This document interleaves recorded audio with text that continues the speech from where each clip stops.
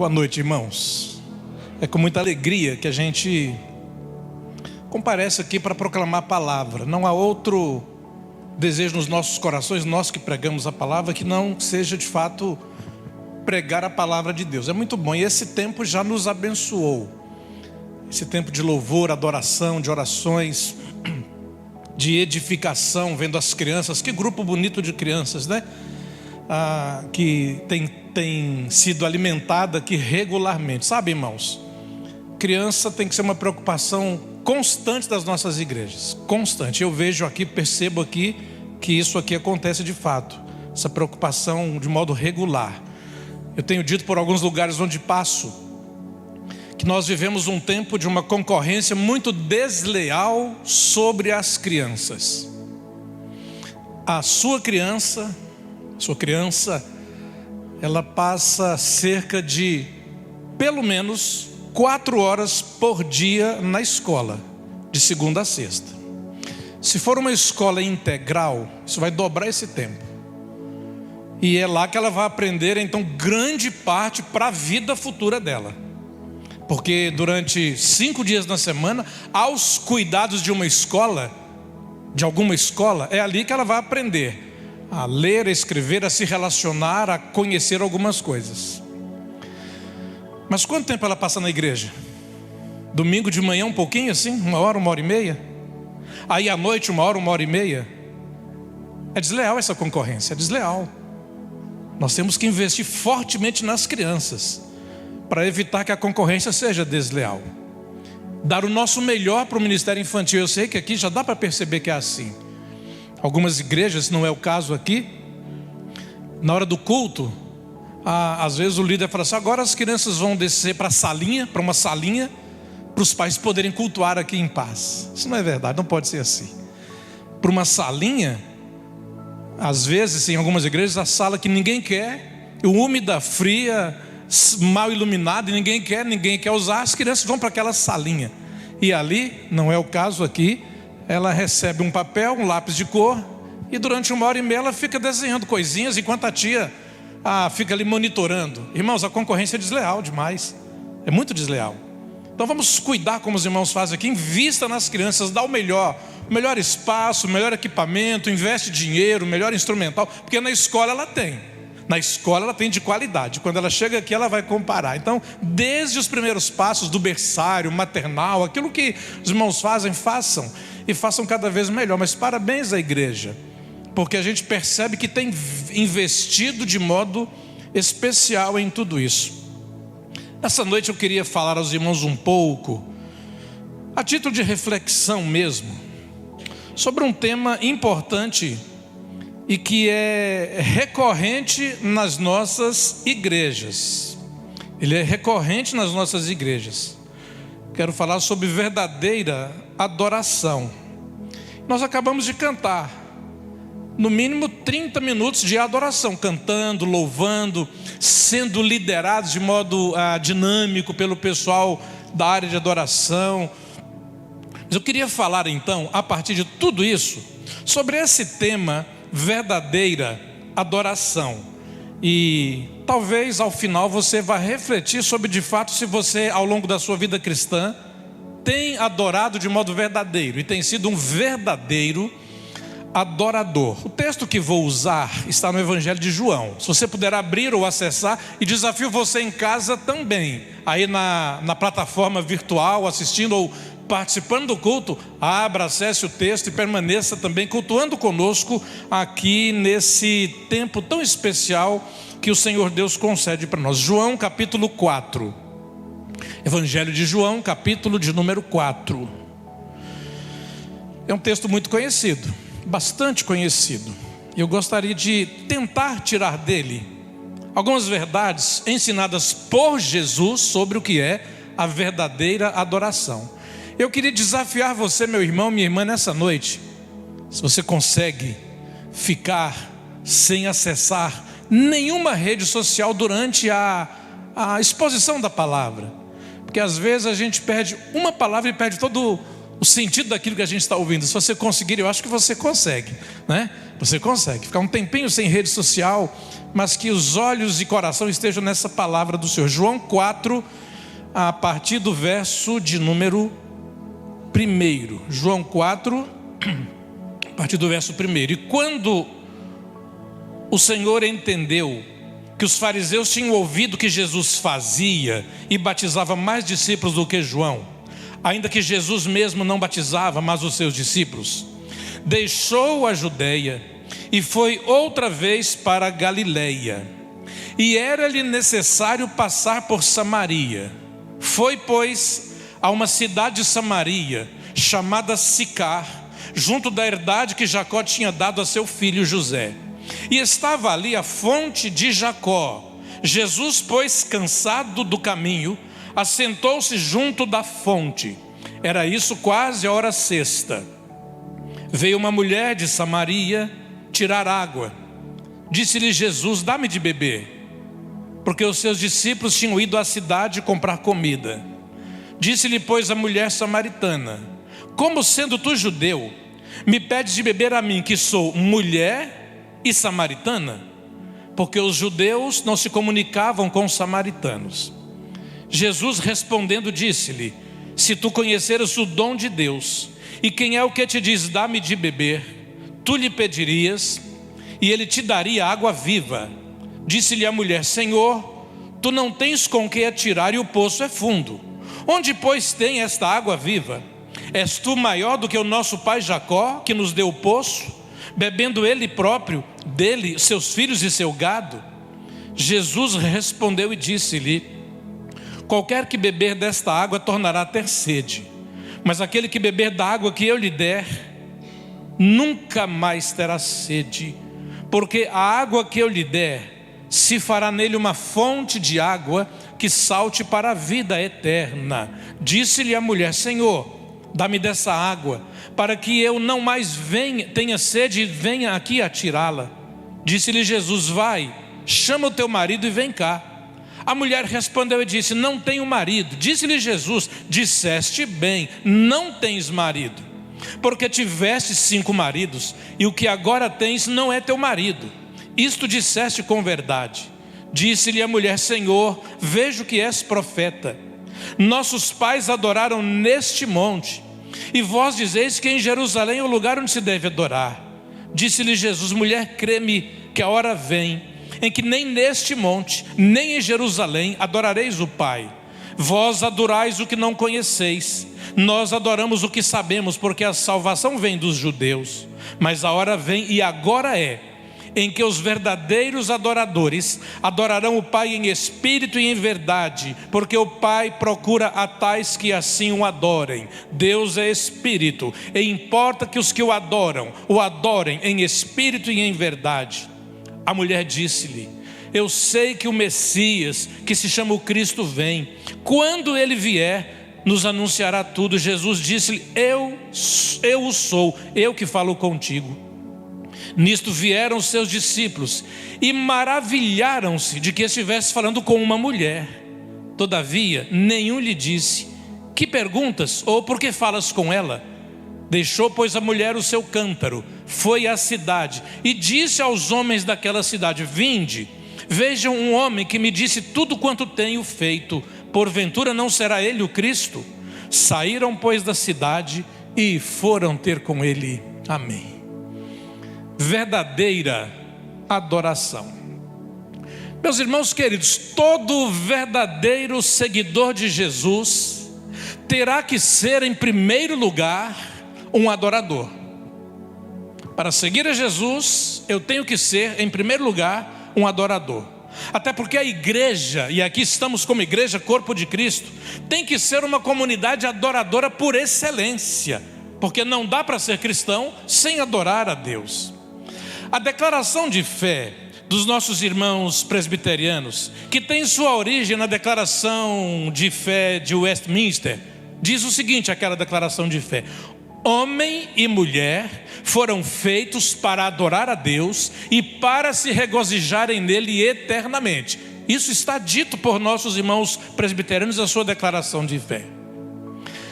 Quando uma criança é batizada nas igrejas de linha protestante, que batizam crianças, quando essa criança cresce e pode agora professar e confessar Jesus com os seus lábios, ela então tem que voltar para confirmar a fé. E a primeira pergunta que é feita para aquela criança que foi batizada na infância agora, que pode professar a fé, a primeira pergunta que lhe é feita é essa: para que o homem foi criado? E agora aquele adolescente ou jovem vai responder citando a declaração de fé de Westminster: homem e mulher foram feitos para adorar a Deus e para se regozijarem nele eternamente. Então há um consenso nas nossas igrejas cristãs em geral, sobretudo nas igrejas evangélicas: adorar a Deus é fundamental. Por isso nós adoramos a Deus. Por isso estamos aqui já há algum tempo adorando a Deus. Mas quando a gente faz essa afirmação que adorar a Deus é fundamental, surge uma grande pergunta: estamos adorando mesmo? Uma pergunta que eu tenho que fazer para mim e para você, e você fazer para você: eu estou adorando mesmo? O meu coração está adorando verdadeiramente? E aí surge a segunda pergunta, que eu diria deve ser maior e mais importante que a primeira: o que é adorar? O que é adorar? Eu queria perguntar para a multimídia se deu certo aquele PowerPoint que eu deixei. Dá ok? Se pudesse deixá-lo já então a postos aí. Volta à segunda grande pergunta: o que é adorar? Adorar é cantar? Não precisa me responder. Adorar é cantar? Adorar é alguma coisa presa a um dia determinado? Domingo, quando eu venho para o culto, para a igreja, eu venho adorar? É preso a um clero oficial, vestido liturgicamente, todo mundo com uma bata, uma beca, terno, gravata? Adorar é isso? Será que no nosso coração muitas vezes adorar é isto? Ou posso adorar em outros momentos da vida? Eu costumo dizer, meus irmãos, que o culto nunca acaba, o culto nunca se encerra. O que se encerra é a reunião dos adoradores, mas o culto permanece vivo em nossos corações durante a semana. Adorar é o que temos feito aqui hoje à noite, desde que chegamos até a hora que iremos embora. Cantar, ouvir, às vezes até interagindo, batemos palma, levantamos as mãos. Adorar é isso apenas, ou existe algo mais além disso? Estas coisas talvez sejam parte da adoração. Nessa noite eu queria sugerir algumas poucas pistas para que possamos encontrar algumas poucas respostas para a nossa pergunta: o que é adoração, verdadeira adoração? Sou eu um adorador? Como começa o texto bíblico que nós lemos? O texto diz que Jesus vai da Judeia para a Galileia. Pode pôr aquele mapa que está aí no PowerPoint? O texto começa dizendo exatamente isso: Jesus vai da Judeia para a Galileia. Nesse Evangelho de João, capítulo 4, que nós estamos vendo aqui, nós temos um relato fantástico, especial, da jornada de Jesus na direção de fazer a vontade de Deus, o Pai, aquilo que o Pai havia designado. Essa viagem começa na Judeia e tem como destino a Galileia. Mas, irmãos, o texto fala uma coisa interessante, eu não sei se você já parou para pensar. O texto fala que era necessário que Jesus passasse por Samaria. Está escrito assim mesmo no meu texto: era necessário que Jesus passasse por Samaria. Essa informação, para quem tem um pouquinho de conhecimento da geografia bíblica, parece uma informação estranha, porque geograficamente era óbvio que Jesus passasse por Samaria.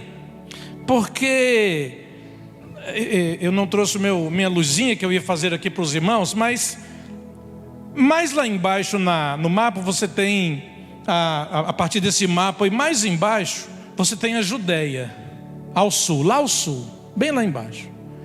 E lá no alto você tem a Galileia no norte. Para ir da Judeia para a Galileia, em linha reta, se você olhar mais ou menos no meio do mapa, você tem Samaria, está lá no meio do mapa. Ora, óbvio que era em linha reta passar por Samaria. A menor distância entre dois pontos é uma reta. Isso é elementar, a gente estuda isso lá no início dos estudos, né?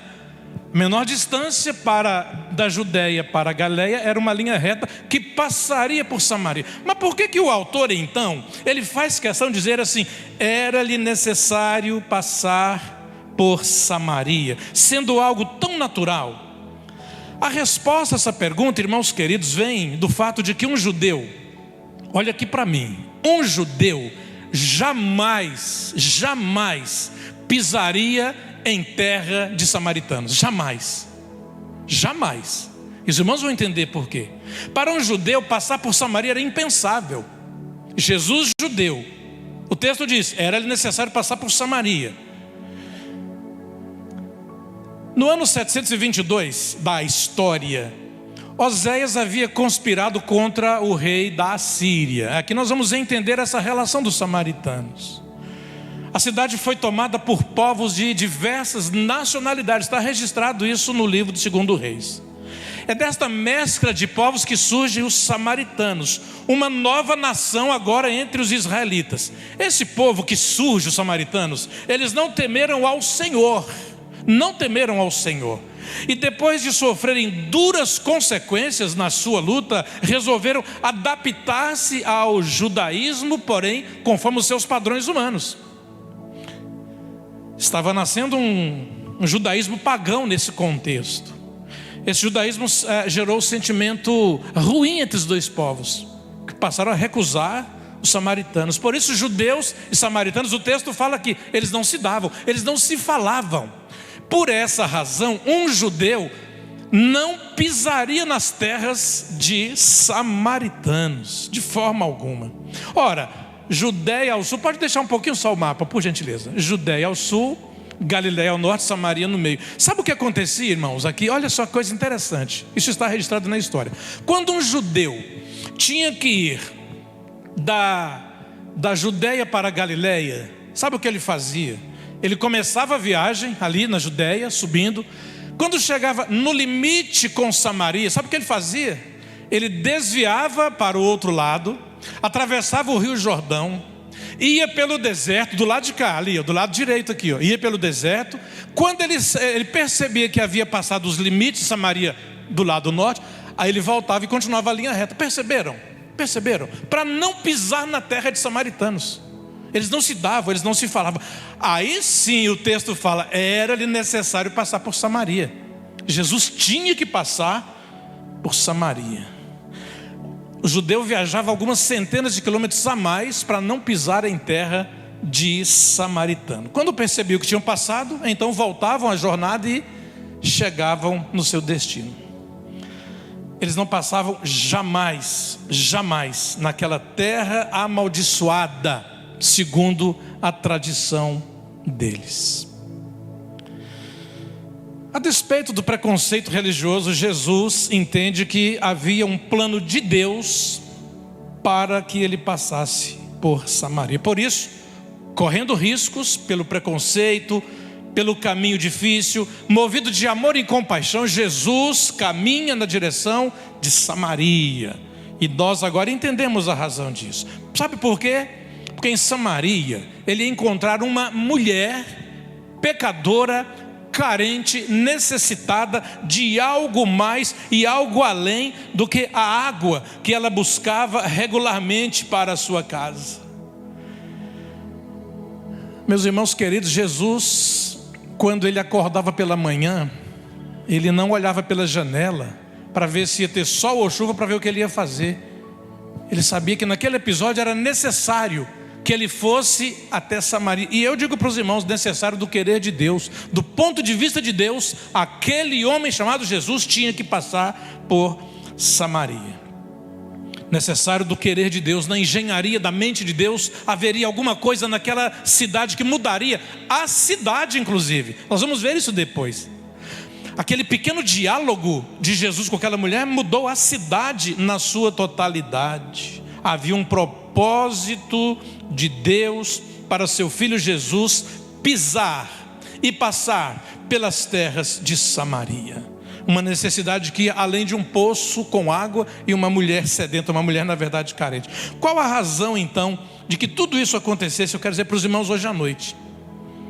Porque Jesus tinha que passar por Samaria? Primeiro, aí você pode mudar o PowerPoint. Primeiro, Jesus tinha que passar por Samaria para desarmar Minas. Note bem, Jesus tinha que passar por Samaria para desarmar Minas. Esta região era uma região minada, não de minas bélicas, como a gente vê em filmes, aquelas minas que o soldado pisa e explode.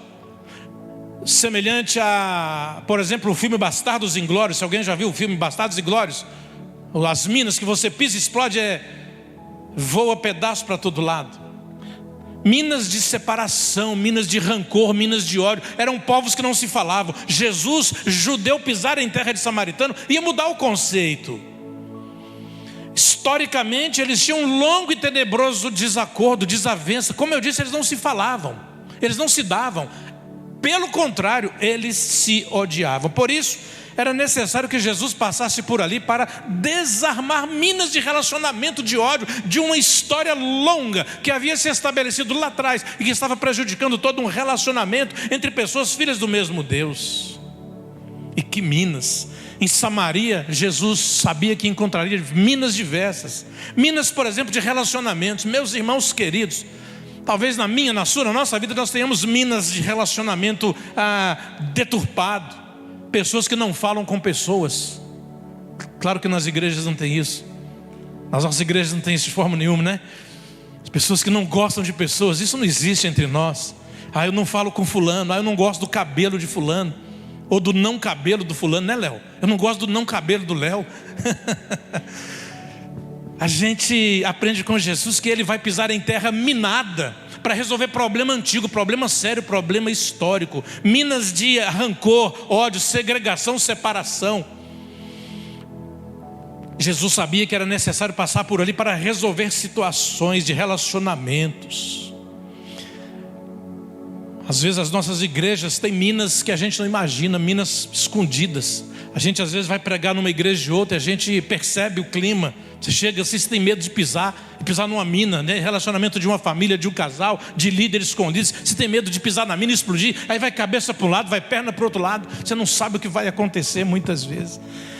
Muitas vezes a gente tem que rever como Jesus, sendo necessário passar por Samaria. Tem mina, coisa que não foi tratada, ferida podre com band-aid por cima, e quando você tira está apodrecido, problema não resolvido, porque não foi tratado como deveria ter sido tratado. Essa região que Jesus vai passar, havia necessidade da presença desse homem Deus, e ele passa lá para iniciar o resgate dos povos, o relacionamento dos povos. O texto mostra que a própria mulher, irmãos, olha que coisa interessante, a própria mulher samaritana, ela se espanta. Jesus começa a falar com ela, e ela fala assim: como sendo tu judeu, olha só, como sendo tu judeu, fala comigo. E olha como ela se autodeprecia, que sou mulher. Olha como ela se autodeprecia. Como tu, sendo tu judeu, fala comigo, sou mulher. A relação entre homens e mulheres naquele contexto era muito difícil. As mulheres, esposas, andavam a 4 passos do marido, à distância. Aí ela fala: como sendo tu judeu, fala comigo, sou mulher e sou samaritana.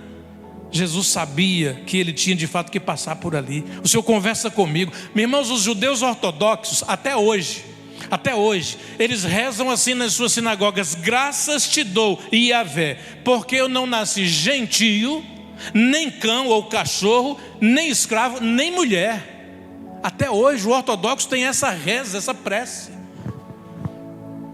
Essa mulher se espanta porque Jesus olha para ela. E eu já devo ter dito aqui, eu imagino o manso, doce olhar de Jesus, aquele olhar doce, suave. Olha para ela porque ele ama, ele tem misericórdia, compaixão, graça. Ele olha e dirige a palavra, ele fala com aquela mulher. No verso 27, os próprios discípulos ficam espantados. O texto diz que os discípulos chegam, judeuzinhos que eram, né? Judeus também. E de longe eles veem Jesus falando com uma mulher, e eles ficam espantados. Jesus está falando com uma mulher, como é que pode um negócio desse? A gente tem que chamar a atenção do mestre. Ele não pode falar com uma mulher, ainda mais samaritana.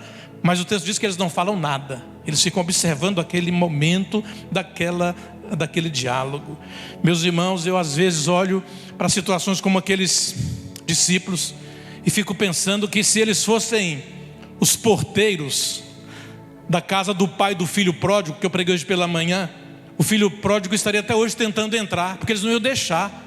Eles eram religiosos demais, espantados demais com as coisas de Jesus, e eles ficariam na porta dizendo: não, você não pode entrar porque você está sujo, você não tomou banho, você não fez a barba, você saiu daqui, gastou dinheiro, agora você volta e você quer encontrar tudo como você deixou. Volta para casa, vai tomar banho, vai fazer a barba, coloca um terno, aí você vem para a festa. Se fosse assim, aquela mulher estaria perdida. Além de Jesus passar por Samaria ser necessário para desarmar Minas, em segundo lugar, ele passou por ali para salvar uma pecadora, para salvar uma pecadora perdida. A Bíblia diz que o Filho do Homem veio para salvar todo aquele que se havia perdido. E Jesus entende que havia naquele contexto uma mulher carente, necessitada, que precisava de salvação. Havia ali uma pecadora com sede, não de água, mas de resgate para a vida eterna, de reengenharia na vida. A vida daquela mulher estava, irmãos, um embaraço total. A gente vai ver isso aqui. A vida dela, ela mesma não suportava a vida que levava. Sabe, irmãos, para Deus, uma única pessoa, um tesouro precioso, e Ele mobilizou o Filho dele por causa de uma pessoa, para exercer compaixão, graça e misericórdia na vida de uma mulher que estava ali carente, à beira do poço de Jacó. E sabe o que mais? Depois que Jesus conversa com ela, que ela entende o plano de salvação, que é tão simples o plano de salvação, a coisa mais simples do mundo. Quando ela entende o plano de salvação, ela se rende a Jesus. Sabe o que ela faz? O texto diz que ela volta na cidade dela. Ela vai lá e chama as pessoas: venham ver o que aconteceu comigo. E agora ela testemunha para os outros, ela agora proclama a palavra para os outros. Jesus era necessário passar por ali para salvar uma pecadora perdida. Mas sabe o que acontece? Ele não apenas passou por Samaria, ele passou pela vida dela. Ele passou pela vida daquela mulher, porque houve transformação naquele ambiente. Uma mulher que era considerada indigna pelo princípio que eu falei do relacionamento com os judeus. Ela se julgava indigna da salvação pelas questões históricas. Agora, tratada pela graça de Jesus, pela misericórdia de Jesus, ela torna-se uma anunciadora de esperança. Além de ser necessário Jesus passar para desarmar Minas e para salvar uma pecadora perdida, em terceiro lugar, para ensinar sobre a verdadeira adoração. E é aqui que eu quero ampliar o raciocínio. Jesus precisava ensinar mesmo para aquela mulher o sentido de verdadeira adoração. Quando Jesus atravessa a cidade, chega ao encontro daquela mulher, ele usa esta oportunidade para corrigir uma ideia erradíssima que havia entre religiosidade, fé e adoração. Aquela mulher não sabia nada de adoração.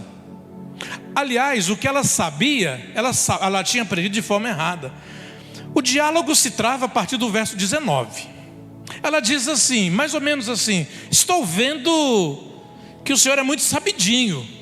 O senhor fala aí umas coisas que o senhor conhece a minha vida pessoal. O senhor nunca tinha me visto antes, nunca me viu antes. E disse que fui casada várias vezes e que agora vivo com um que nem meu marido é. Isso é verdade. O senhor é muito sabidinho. Me parece que o senhor sabe demais. E de modo meio que pejorativo, ela fala assim: eu acho que o senhor é profeta. De modo pejorativo, no ambiente em que ela fala com Jesus. E aí ela fala o seguinte: eu quero te perguntar mais uma coisa, posso? E eu imagino que quando ela faz isso, irmãos, Jesus se assenta na beira do poço e fala: pode perguntar, pode abrir o seu coração, o que você quer saber? E ela fala assim: eu tenho uma dúvida que diz respeito à minha religião, à minha fé e o jeito de expressar minha religiosidade, adoração, forma de adorar. E ela fala assim: é que eu sou samaritana. E na tradição em que fui criada, os meus antepassados, isso está no texto, eu estou usando a minha linguagem, mas o texto diz exatamente isso. Na tradição em que fui criada, os meus antepassados diziam que o lugar correto de adorar era no Monte Gerizim, o lugar certo. Já vocês, judeus, dizem que o lugar de adorar é em Jerusalém. E agora, ela pergunta, eu quero saber, eu agora estou com sede de saber, onde é que se adora direito? É lá no Monte Gerizim ou é lá na cidade de Jerusalém? Aí Jesus, manso, meigo, suave, olha mais uma vez para ela e fala assim: não é nem lá, Gerizim, nem lá em Jerusalém. Aí ele fala, mas é aí, e aponta para o coração daquela mulher. É aí dentro, é aí que brota a verdadeira adoração. Jesus não falou de religião naquela hora. Jesus não criticou a religiosidade dela. Jesus não falou que ela tinha que ser dizimista, não falou que ela tinha que estar na EBD. Jesus fala o seguinte: olha, você quer saber sobre adoração? Não é lá onde os seus pais te ensinaram, e nem lá onde os judeus estão dizendo. Aí ele aponta para o coração dela, que nos faz declarar um pensamento importante. Adoração é um ato espontâneo e pessoal. É um ato espontâneo e pessoal que nasce no mais íntimo do sincero adorador. Meu irmão, minha irmã, olha aqui para mim um pouco agora. Olha, eu vou te falar uma coisa com temor e com tremor. Se não houver adoração sincera, que brote de dentro do seu coração, que venha do mais íntimo do seu coração, eu vou te falar uma coisa: você pode ir onde você quiser, você pode sentar no templo do Dalai Lama, na Catedral de Aparecida aqui em São Paulo, no Templo de Salomão aqui pertinho, você pode ir para a Catedral Batista do Texas, um grande templo batista que tem no Texas, você pode sentar na cúpula do Vaticano, você pode sentar na sede da convenção. Se a adoração não for sincera aqui de dentro do seu coração, esquece, porque não é o lugar, é a intenção do coração. É isso que Jesus está dizendo para ela, irmãos. Não é o lugar, não é o Monte Gerizim, não é a cidade de Jerusalém, mas é aquilo que está aqui dentro. Se não houver adoração legítima, sincera, que brota do fundo do coração, nada feito, porque a adoração é um ato pessoal, brota aqui dentro, sai daqui de dentro, aí se expressa de várias maneiras, aí tudo bem, aí ele vai se expressar de várias maneiras, aí ele vai contagiar a coletividade que adora, mas a adoração é ato pessoal, espontâneo, que brota de dentro do coração. Aí Jesus aponta para ela e fala: olha, é aí dentro, é no seu coração, é na sua vida, é na sua alma que vai haver verdadeira adoração. E quando ele fala isso, ele está querendo mostrar duas coisas para ensinar aquela mulher sobre adoração. Ele quer mostrar duas coisas. Primeira, ele ensina que a adoração não é hereditária. A adoração não é hereditária. Ela fala assim, ó: os meus antepassados ensinaram, os meus pais ensinaram. Irmãos, a adoração não é hereditário, não é herança genética que passa de pai para filho.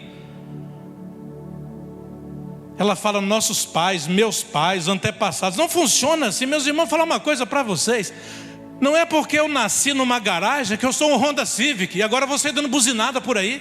Isso não existe. Não é porque a criança nasce no saguão de um aeroporto que ela é um avião e vai sair dando rasante pela cidade.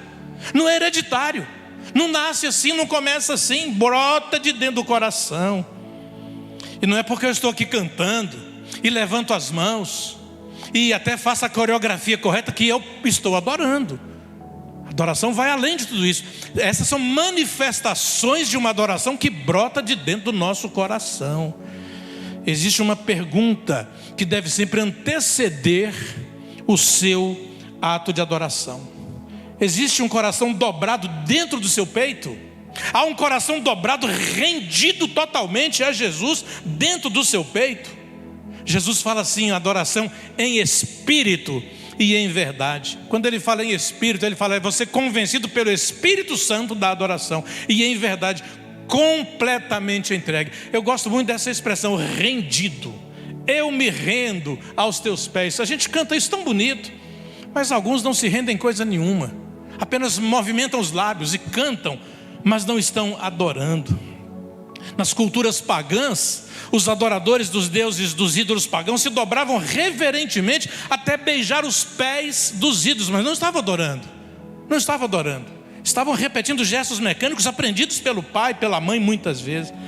Adoração é muito mais do que um ato físico. Ele começa aqui, ele move você de dentro para fora e você percebe que de fato você está adorando a um Deus que é vivo, que age em seu favor e em meu favor.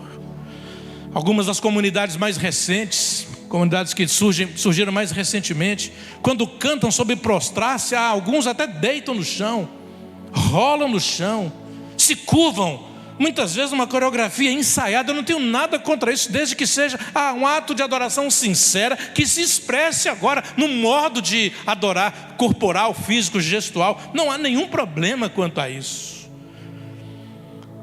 porque dobrar fisicamente é moleza. Dobrar fisicamente é fácil. Qualquer pessoa minimamente capaz se dobra fisicamente. Se for ensaiado, então desce, que é uma facilidade só. Mas, meus irmãos, difícil para mim, para você, deve ser dobrar meu caráter, a minha opinião, o que eu acho, o que eu penso, as minhas certezas, minhas convicções, meus orgulhos, as minhas desavenças, a minha língua, meu tempo, minha carteira, meu respeito aos líderes da minha igreja. Difícil para mim é dobrar minha carteira, minha conta bancária, o meu pecado oculto, tantas vezes que me cerca e me persegue. Isso é difícil. É dobrar o que eu sou no mais íntimo, porque alguns movimentos de se fazer são fáceis. Ajoelhar em caroço de milho, isso não é difícil. Subir escadaria, arrastar uma cruz pesada até chegar em determinado lugar, eu te falo, não é o mais difícil. Difícil é lidar com um problema todo dia, em casa, no trabalho, nas finanças, na saúde. Isso é difícil. Difícil é olhar nos olhos dos filhos, do seu filho, e falar: me imita que eu estou imitando Cristo. Imita o pai que o pai está imitando Cristo. Isso é difícil de fazer no dia a dia. Difícil é não proibir o filho de ser pastoreado pelas redes sociais e pelos youtubers da vida. Isso é difícil.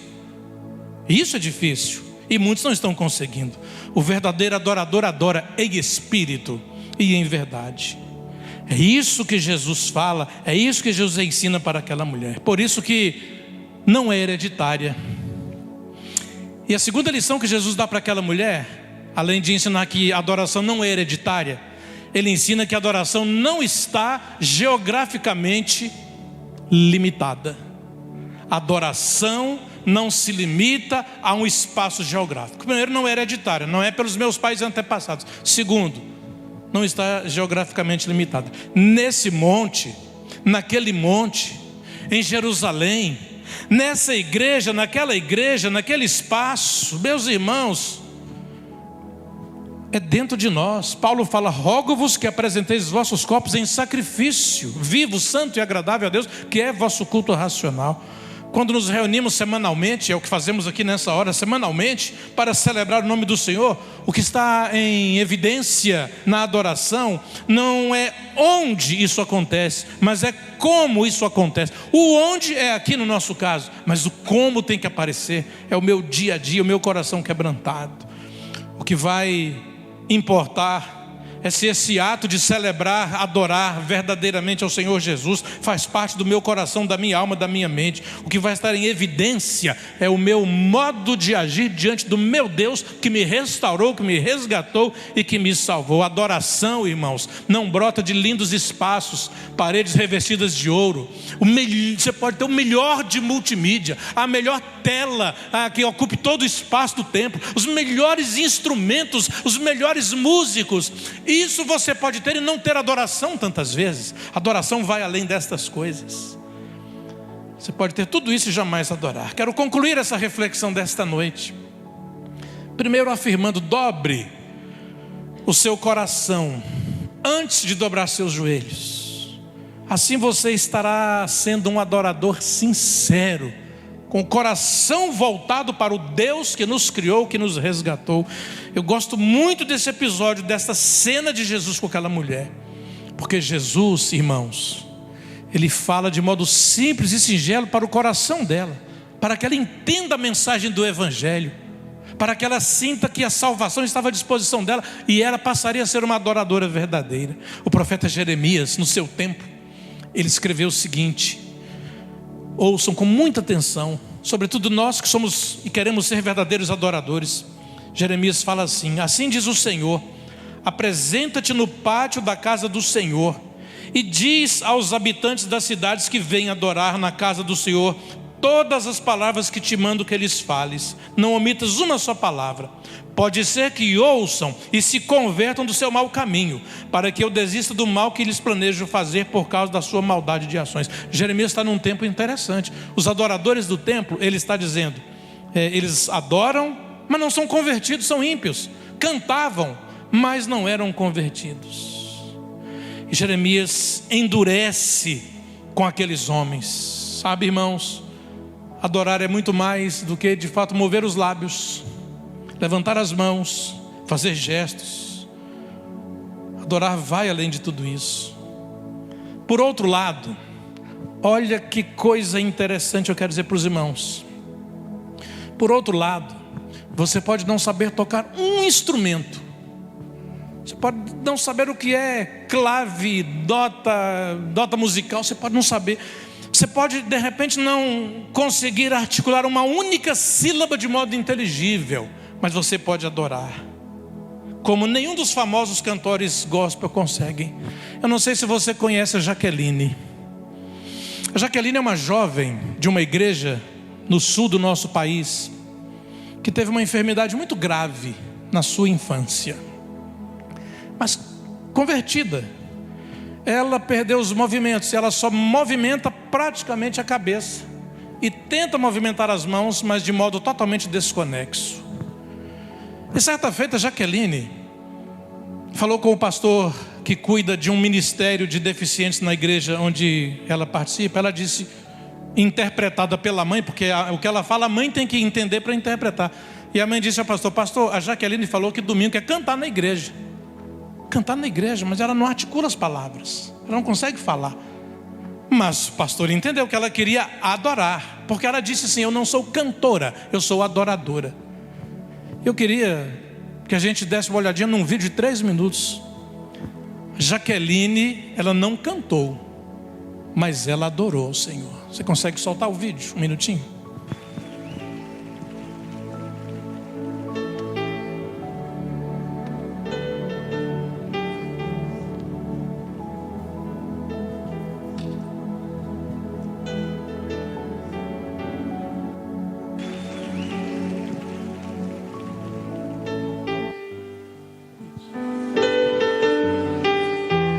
Ela não canta, ela adora. Presta atenção nesse vídeo bem rapidamente.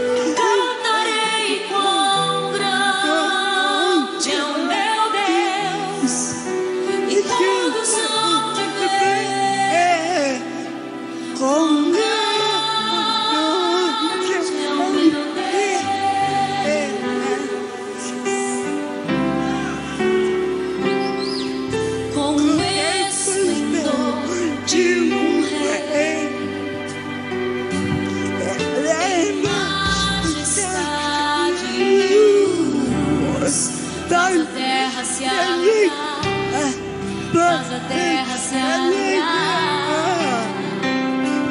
Ele é a própria luz. Das trevas não fugir. Tremer com sua voz. Tremer com sua voz.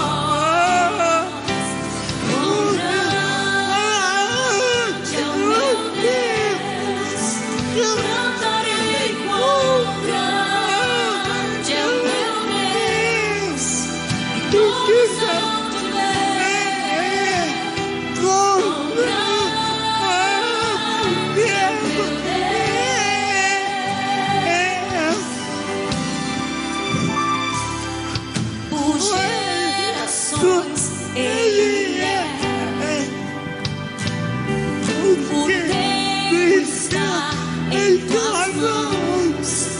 começo e o fim, o começo e o fim. Se forma em um, Espírito e Pai, Cordeiro e Leão, Cordeiro e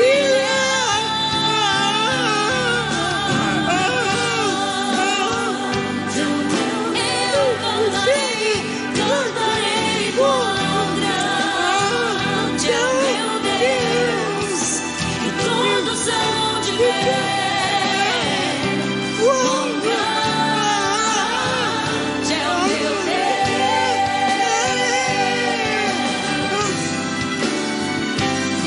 Sobre todo nome é o céu, o antigo eu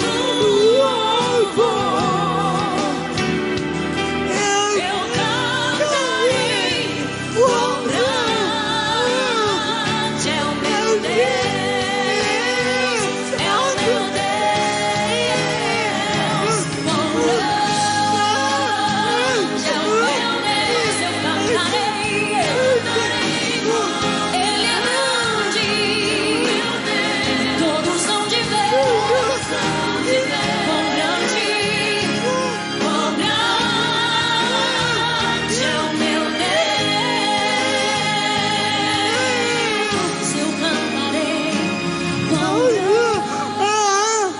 grande é o meu Deus. Então,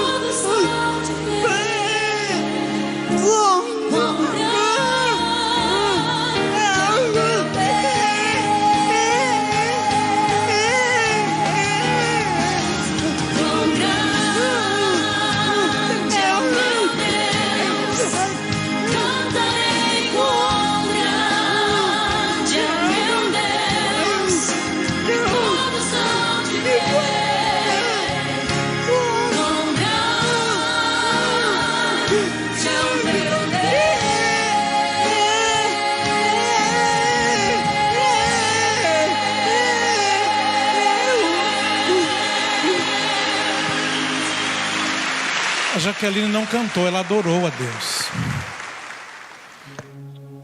Isso é adorar a Deus. Não articula uma palavra, mas ela adorou a Deus. Porque ela entende a mensagem do Evangelho, batizada, crente em Cristo Jesus. E quantas vezes nós, inteligentes, fisicamente bem, muitas vezes livrados por Deus de uma doença difícil, de um problema maior, não conseguimos nem adorar a esse Deus Criador. Ela cantou diante de um auditório de 3.000 pessoas nessa noite.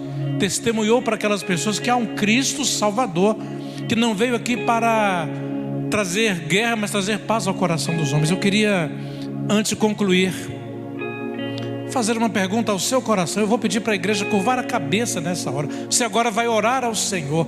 Você que entende que é um verdadeiro adorador, que nessa noite está adorando a Deus, está colocando Deus em primeiro lugar. Pode ser que tenha alguém do seu lado aí que esteja precisando dizer: quão grande é o meu Deus. Deus fala ao meu coração também. Eu tenho visto o Senhor agir na minha vida, na vida da minha família, na vida de pessoas. Senhor, quebranta meu coração hoje à noite. Eu quero me entregar ao Senhor. Nem sei direito o que é isso, mas eu quero me entregar ao Senhor. A igreja está de cabeça curvada orando por você. Eu vou fazer uma pergunta sem demorar. Alguém nessa noite conosco quer entregar a vida a Jesus, como Jaqueline fez um dia? É só levantar sua mão bem alto e abaixar. Eu queria orar por você hoje à noite. Se houver alguém, você levanta a mão bem alto para que eu possa ver. Deus abençoe a senhora, pode abaixar. Há mais alguém? Deus abençoe lá atrás, Deus abençoe. Pode abaixar sua mão. Há mais alguém? Pastor, eu entendo que preciso de Jesus, como essa jovem que nem sabe falar, mas adorou o Senhor com o coração aberto. Você quer entregar a vida a Jesus? Levanta assim bem alto. Eu queria que a igreja recebesse você, orasse por você. Não deixe passar essa oportunidade. Amanhã pode ser muito tarde. Hoje é dia de salvação, de libertação. Você quer fazer isso?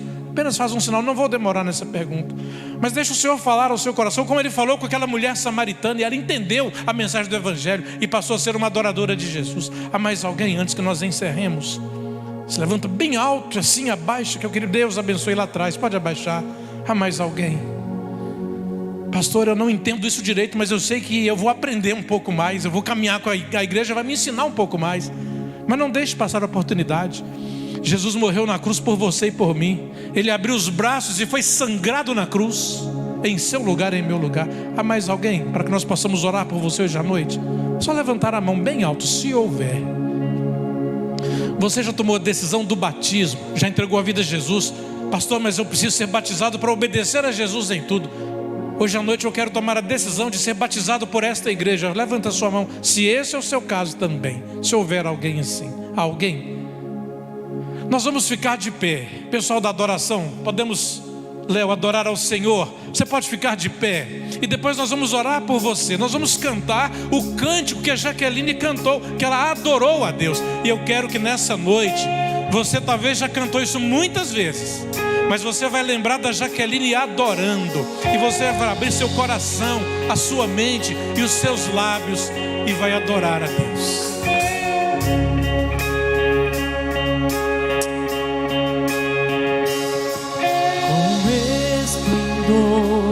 De um rei em majestade e luz, faz a terra se alegrar, faz a terra se alegrar. Ele é a própria luz e as trevas vão fugir. Tremer com sua voz, tremer com sua voz. Quão grande é o meu Deus, cantarei. Quão grande é o meu Deus, e todos hão de ver. Quão grande é o meu Deus.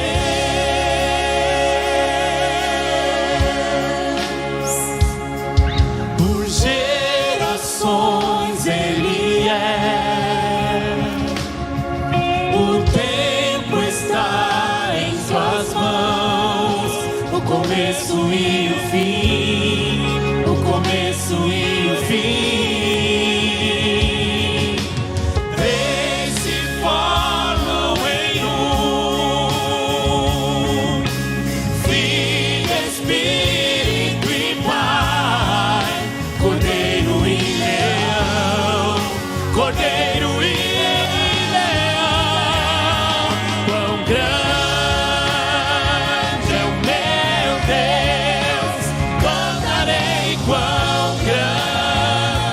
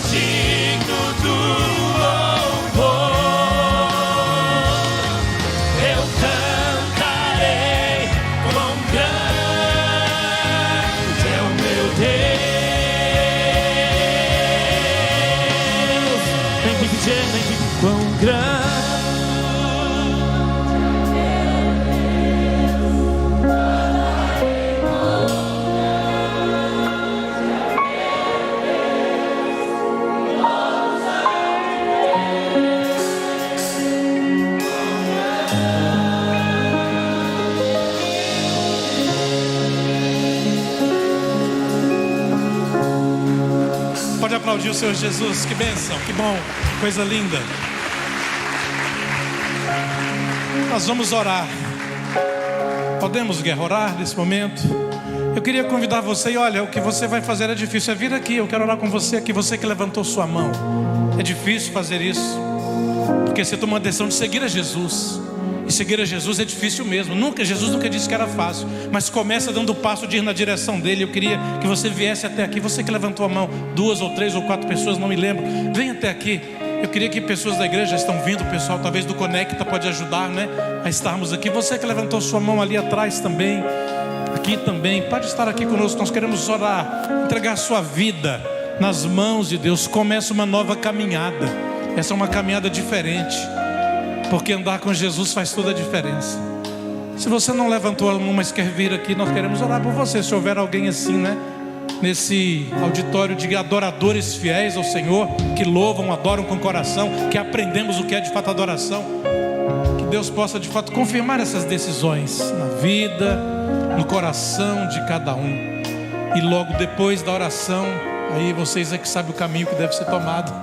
É o Espírito quem ministra, e a gente apenas é instrumento nas mãos dele. Vamos orar.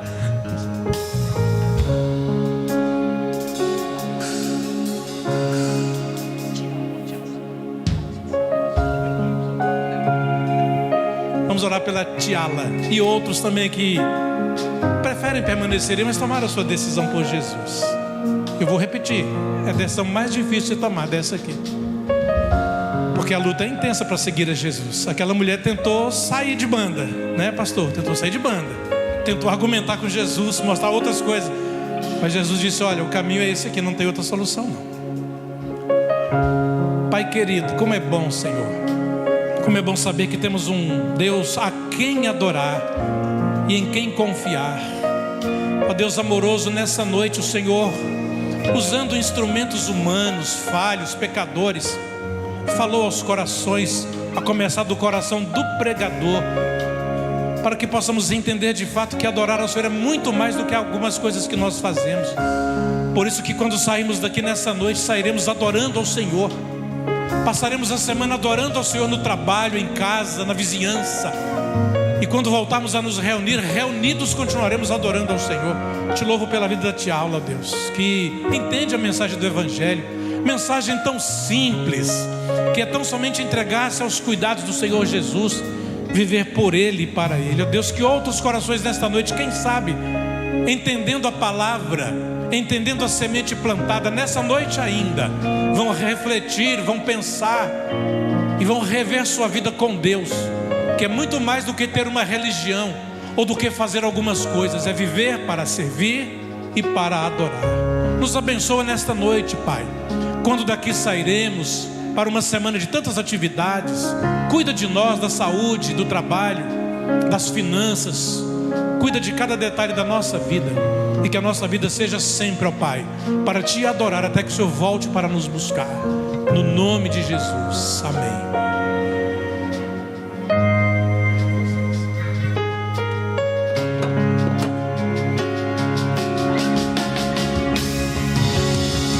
Sobre todo nome é o Seu, Tu és digno do louvor. Eu cantarei quão grande é o meu Deus. Sobre todo nome, canta filho de Deus. Sobre todo nome é o Seu.